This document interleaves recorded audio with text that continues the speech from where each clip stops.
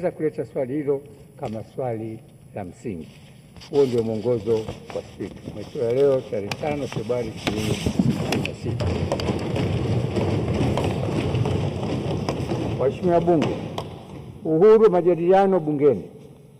Waheshimiwa Bunge, wakati wa Bunge likiendelea kujadili hotuba ya Rais, imejitokeza taarifa katika vyombo mbalimbali vya habari zinazoeleza kwamba baadhi ya wabunge wameitwa na TAKUKURU ili kuhojiwa kuhusu mchango waliotoa bungeni. Waheshimiwa Bunge, kwa mujibu wa kanuni ya 5 za kudumu za Bunge 2025, nimeona kuwa ipo haja ya kufafanua swala la haki na uhuru wa majadiliano bungeni.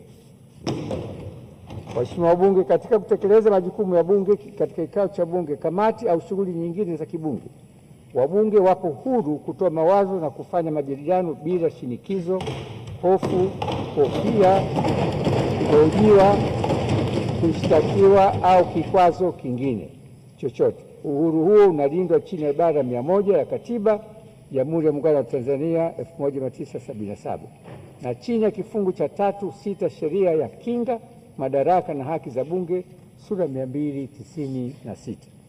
Waheshimiwa Bunge, kanuni za kudumu za Bunge zimeweka wazi masuala yasiyoruhusiwa kujadiliwa bungeni. Endapo tatokea ukiukwaji, kiti kinaweza kuelekeza kufutwa kwa mchango wa mbunge usioruhusiwa au kumtaka kufuta mchango wake.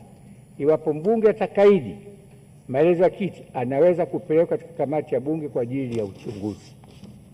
Waheshimiwa Bunge, Ofisi ya Spika haijapokea wito wa kumtaka mbunge na wala sijatoa kibali kwa mbunge yoyote kwenda kuhojiwa.